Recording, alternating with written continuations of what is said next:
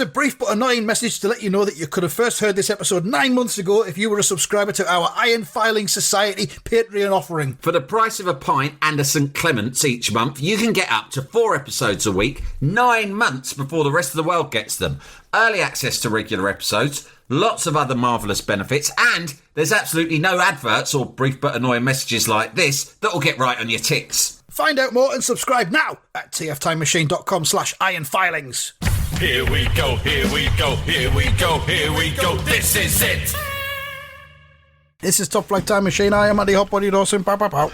I'm Sam Nifty Delaney. So what? Welcome along once again to the Noel Concorde Odyssey. We're looking at a 1989 BBC One Sunday afternoon special event where Noel Edmonds clambered aboard Concorde and crossed the Atlantic in the way that only he can. So we're on, fuck knows, episode 4 something by now, I don't know, but we're up to the takeoff. Concorde's just took off. We had it taxiing along the what you call it, runway, yeah.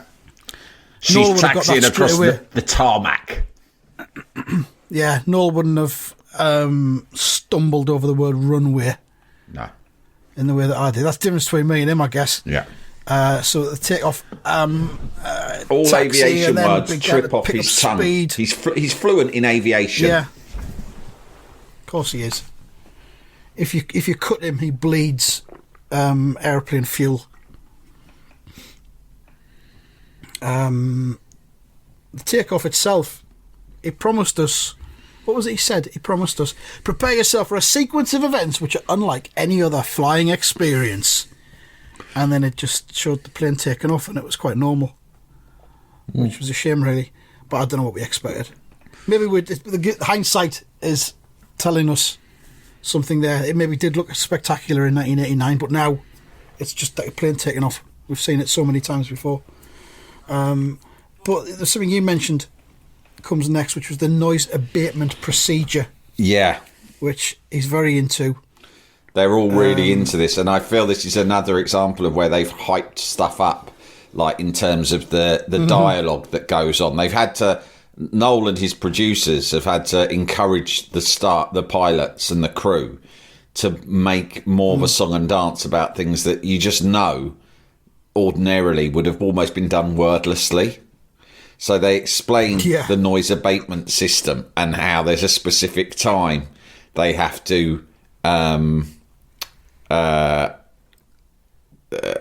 activate it, and they have a phrase which is in my top 3 favourite bits of this whole show, where he goes, this is and at this moment they know it's time to activate the system, and like the co-pilot says, 3, 2, 1, noise. T-shirt idea. Yeah, 3, 2, 1, noise. And I'm like listening, thinking, that's not a real thing that you usually say. That's been invented. Noel's come up with, when you activate the noise abatement system, how do you notify each other you do it? And they go, well, to be honest, Noel, we just do it. It's just one of those things. It's as normal as, like, engage in first gear. You don't say, yeah, that's not going to work. The viewers at home need it spelled. Maybe sometime I'll just say noise to Chris, just to make sure he's done it, and he'll do it. No, that's not going to fly. Still, it's still not enough. You've got to understand, the average television viewer is like a fucking lobotomised imbecile, right? They're fucking... The average slack-jawed yokel watching on a Sunday afternoon. Tune into this shit. You've got to fucking spoon-feed them everything, or they haven't got a fucking clue what's happening. Here's what you're going to say. I'm going to write it down for you so you don't forget. 3, 2, 1. Have you seen Thunderbirds? That's the vibe we're going for here. Tracy Island shit. 3, 2, 1, noise. They'll like that, the idiots at home. They'll be clapping like fucking seals in a circus show. Well, okay, Noel. You're the expert, I suppose, Noel. Yes, I fucking am. Now do it. 3, 2, 1. Let's practice it. Because I know what you people are like. You'll probably fuck it up once we're recording. Come on. We're going to get one crack at it. After me. 3, I don't want to make you fucking turn the fucking plane around and retake off again because you fucked it. Say it after me. 3, 2, 1, noise. That's it. Space it out a bit more, though. And yeah, we should be good. Yeah. No, actually, if you do fuck it up, it's not a problem. We'll just get you to say it again. Just flick one of the other switches. One of the meaningless ones. Make it look like you're doing the noise. Half of these don't do fuck all anyway. They're cosmetic, aren't they? Well, actually, no. Shut up. You're all starting to annoy me now. You know what? I'm going to have to go for a fucking lie down. Land the plane for a moment. I fly helicopters, and we've got basically 7 switches. And this is the same. It's no different. It's still a flying article. It's actually much less complicated than a helicopter. If you can fly a helicopter, you can fly fucking anything. If helicopters go forwards, backwards, up, down, all sorts. These things just go straight ahead to America. In the helicopter world, we call aeroplanes helicopters for pussies.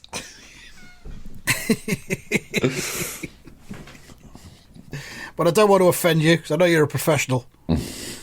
So the captain... I'm sorry, my mouth's running away with me. I am a bit annoyed. You've annoyed me. It's the whole day's... I sorry. get like this. I probably need to eat something.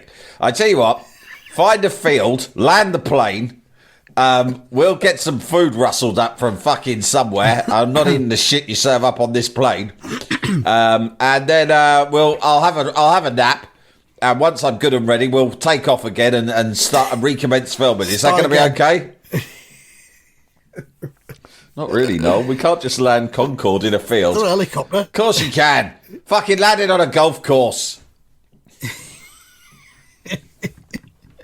The last thing any of us needs is a hangry Noel.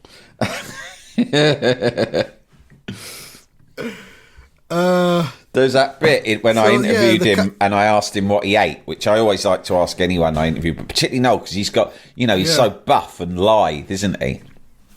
And what does he eat? Seeds? I said to him, what do you eat? And he was like, what are you talking about? Sort of annoyed by the question. Well, come on, you must eat. I just eat normal food. I said, well, hang on a minute. No, that can't be true. You're in a tremendous shape. And he said that his girlfriend, who he was kept going on about, he said, when we're filming, she might bring me something special on set. And I said, what? He goes, well, it might be a nice bit of chicken and salad. The thing is, I have to eat something fresh. It's better than eating a fucking sandwich from M&S that's probably full of cancer. And I couldn't put that in. I did put it in because it was such a funny quote to claim that a supermarket bought sandwich was full of cancer. What flavour do you want? Oh, just get me anything. Cheese and pickle, cancer, whatever they've got. But obviously, the lawyers at The Guardian were like, if we say that the sandwiches at M&S are full of cancer, M&S may take exception to that. Yeah. It's understandable. Oh, man. Better than a sandwich with a cancer. We need to do a deep dive of that interview one day. You know what I'll do? I'm going to dig out the actual original recording because it was a long night and a long interview. And actually, the article was quite a long article. It was about 3,000 words, but that wasn't nearly enough for everything that was going on. Plus, what you get is you get a better sense of the Noel play, which I couldn't really capture in print. You have to see it, but it wasn't filmed. But at least if you hear it, you get more of a sense of the Noel play that's happening over dinner in Edinburgh. Amazing. Are we going to make that public? Are we allowed to do that? I'll send it to you for your assessment. And then... All right, I'm the legal team now. Well, okay. I'll send it for your assessment and then we'll discuss what we might do. We could maybe turn it into small sound bites that we tease out as little stings in podcasts. Yeah. Or could get it animated. Oh, Canning Town Len. Not a bad idea. I mean, Noel is now in a compound in New Zealand. He's effectively withdrawn from public life, so I don't know whether he'd get legal with me or not. That's the problem. Maybe we've got to wait till after he's... You know what? He might like the idea we make an animated series of Noel, because then he doesn't have to get up and come into a fucking television studio, but his legacy survives. Yeah, he's not going to want to be involved in anything he hasn't got full control of, though, is he? That's true. Well, let's make a pilot... Send it to him via his people and just see what he says. What's this? Yeah, remember, guy called Sam Delaney interviewed you for The Guardian. That cunt! What does he want? What rocks he fucking crawled back out from under? He's taken the audio recordings of your interview, and with his friend, they make a podcast, and they've commissioned an animation of the whole thing. Fucking hell! I'm surprised he's still alive. He looked to me like a classic fucking sandwich eater. I thought he'd be dead by now. Ring the lawyer and just tell him DEFCON 1.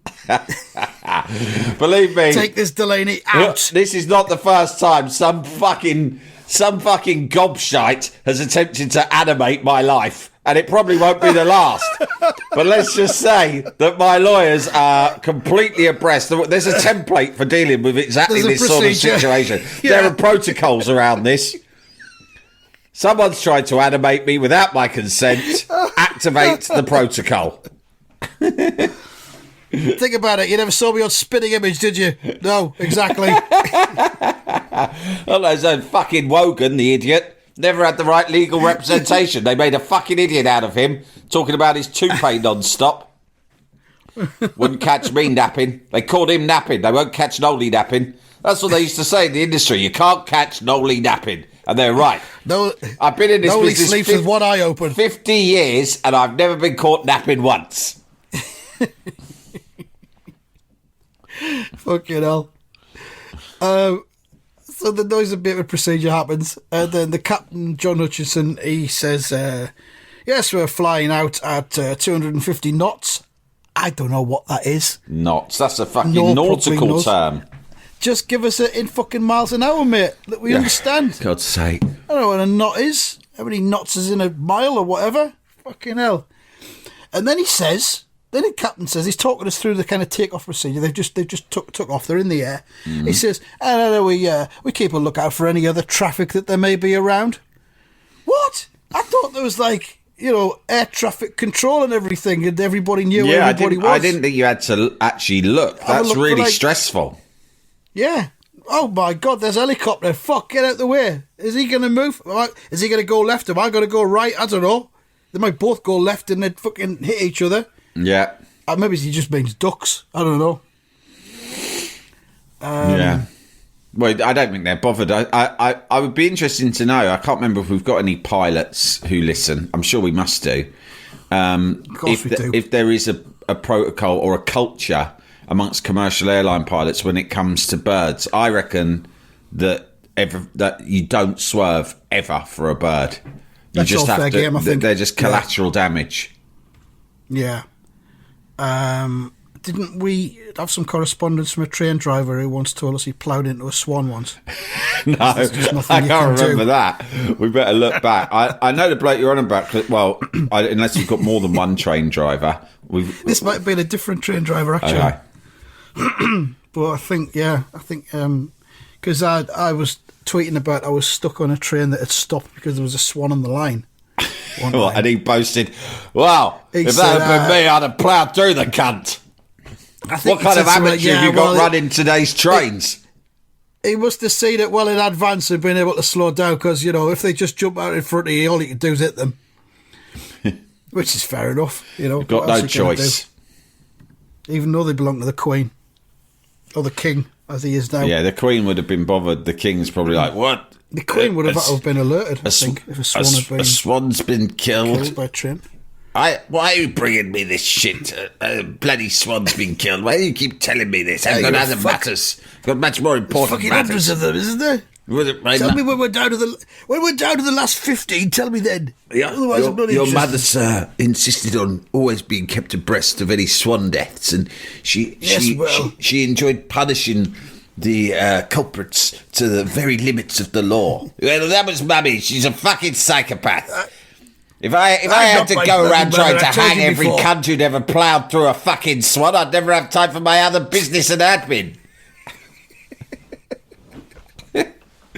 I'm doing the Soap Awards tonight. I haven't even finished my fucking speech yet. The Kebab Awards on Thursday. All the top stars do that. Me and Camilla are doing a new podcast. Yeah, where we deep dive episodes of The Crown. I've got my blog to update. Fuck's sake. That boy of mine seems to have done all right with his extracurricular activities, so I'm going to fucking get a podcast and a book and everything now. Sounds like fun. He's making a fucking packet. I'm fed up of the biscuit game as well. It's a fucking mugs game. Those luxury biscuits I was peddling. Cost of living crisis, no fuckers buying them anymore, not even the cunts at Waitrose. They're all buying fucking hobnobs again. I get it out. I tell you what, I'm getting out of that fucking biscuit game as soon as I can. I'll sell it to some fucking cunt who'll be sucked in by the branding. Fucking McVitie's have got hold of the biscuits. They've fucking retro-engineered them, worked out what's in them, put their own out half the price. Those cunts have got a stranglehold on the business, on the market. I tell you what I should have got into when I had the fucking chance. That's the Originals milk. Fucking, it was the one thing I didn't do. I did the fucking eggs, I did the biscuits, I never did the fucking milk. And the milk's where the fucking money is. And I fucking missed my chance. Not this again, darling. I'm fucking telling you, Camilla. The biggest mistake of my fucking life was not getting in on the milk game when I could. Luxury fucking milk. It's all the fucking same. You pump it out in Dutch Original bottles, you can charge a fucking 80% markup on the stuff. Plus I can start doing all that hippie milk as well, all the oat and soy and all that shit. You know, all my fans are into all that shit. Cunts. Your fans? Yes, I'm good fans. Of course I'm good fucking fans. I've put myself on that fucking Cameo app. Fucking about fucking 100 messages a day I'm having to record on my phone. Do you know what, though? Switch the cut off. 70 quid a fucking message. That's a lot of money if you can fucking squeeze in a few of them a day. Do the fucking subs, darling. Do the subs. I could have done for more. I could have done for less. I did it just in the middle, 17, because that attracts more. I'm doing quantity as well as quality, you see. Jalapeño. Jalapeño. How possible is it going to be for me to drive a train straight into McVitie's HQ? Can we make that happen? You're going to have to divert the track so it goes directly in. And if they ask why the track has been built directly aimed at them, we'll cover it up. We'll blame it on immigrants. We'll do one of those coded message warnings like the IRA used to do before we go in. I don't want there to be any unnecessary. Just make sure there's no fucking children in that biscuit factory. Anyone over the age of 12 is fair game. But I don't want to I can't deal with the press if I plough through a load of children. You know, they might be doing a school tour or something like that. That's the last thing I fucking need. Obliterate a class of fucking year twos. Just as they're having a look at how the chocolate gets spread on a fucking hobnob by a big machine. Last thing they need is a fucking train 125 ploughed into them. Because I tell you this, they're not fucking coming back from that. No cunt will be.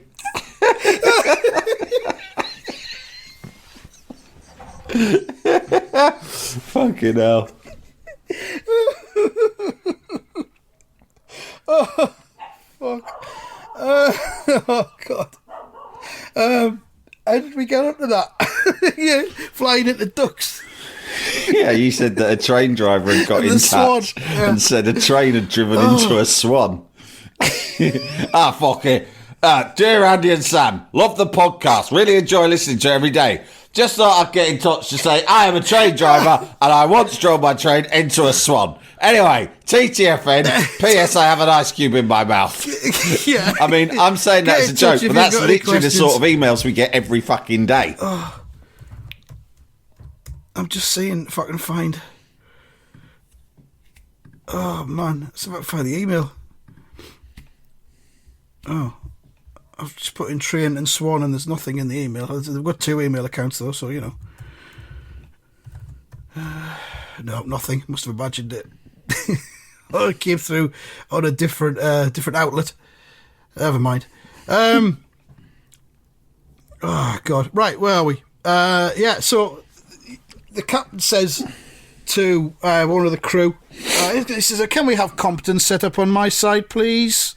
And then there's a voiceover from Noel that says, Compton is the name of a radio navigation beacon.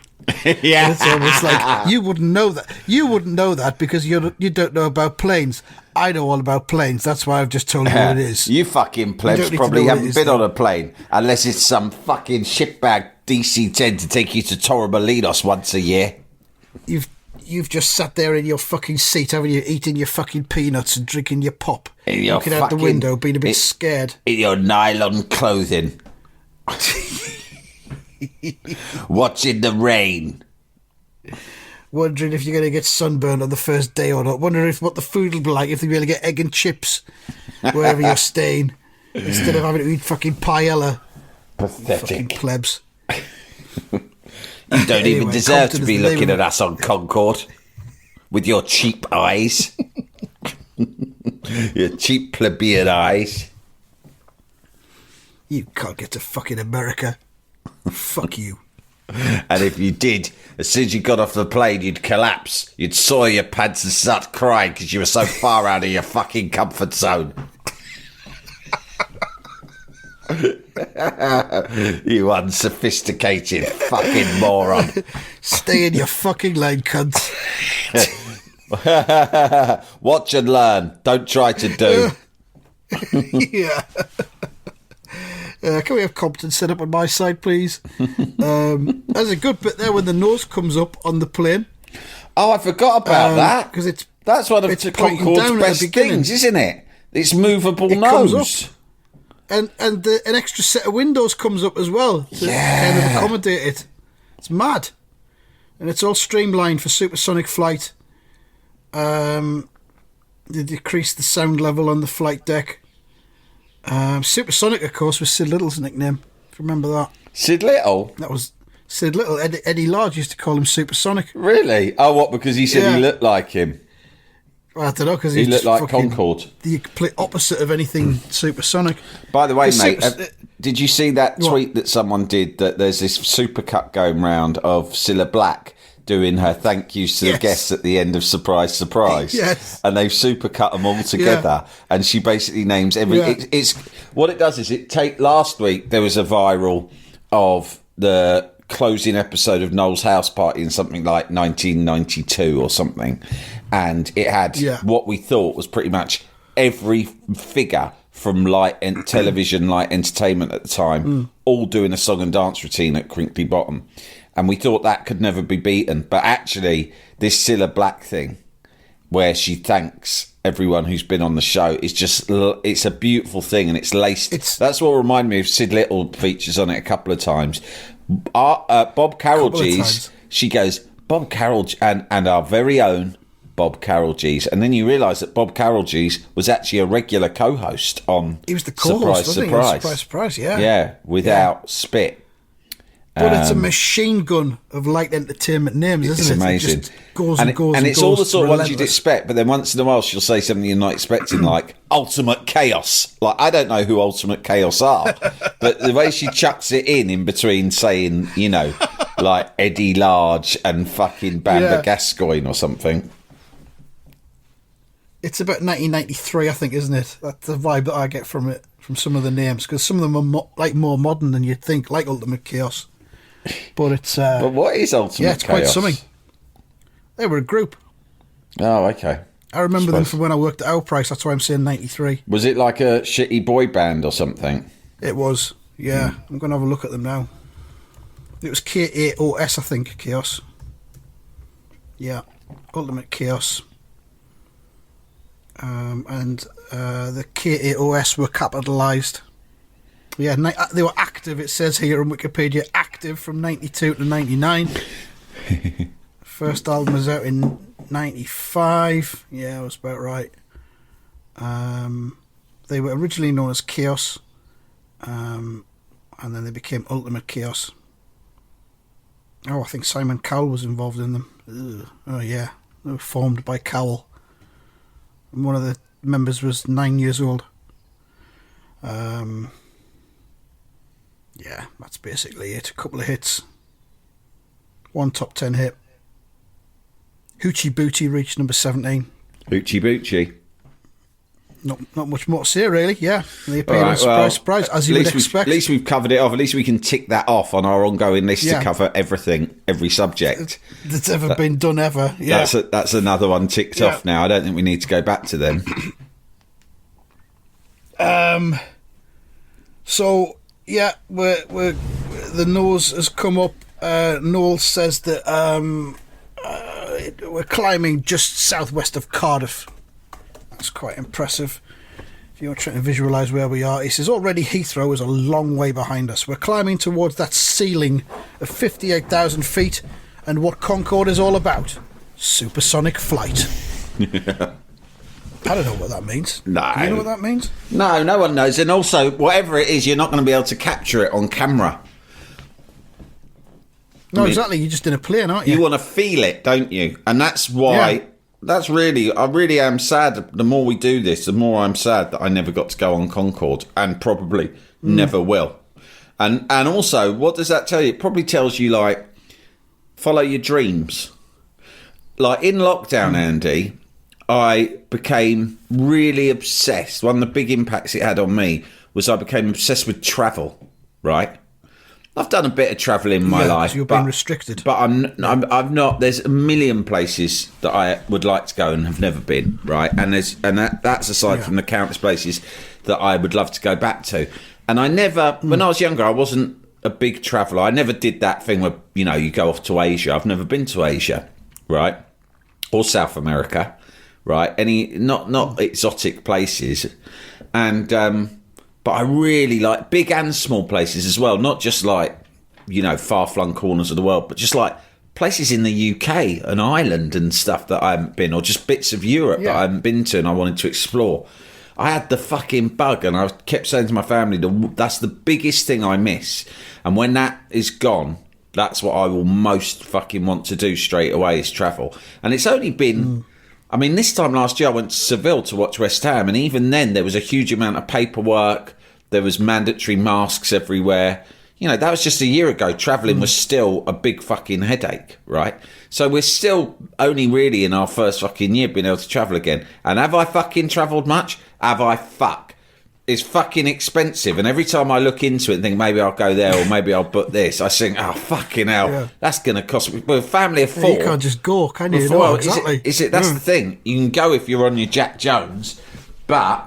You know, you can't just fuck off. You got to take the family, and you take the family pretty much anywhere outside of the fucking M25, and you're looking at a minimum $2,000, right? And that's even if you're just driving somewhere else in the UK, mate.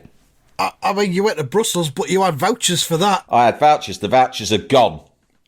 Yeah, I have air miles. I have some air miles, which would be enough to get me to go and see my sister in New York, but just me. So I'm not sure I can get away with that. I think the situation is you will never see your sister unless we can all go. But can't I go on my own? No. Yeah, no. I've always wanted to go to New York, but my daughter really wants to go as well. And I've said, well, I'll go myself first, just to scout it out. Reconnaissance. Yes. Then we could go together another time. Well, mate, I've said this before. It's a long shot.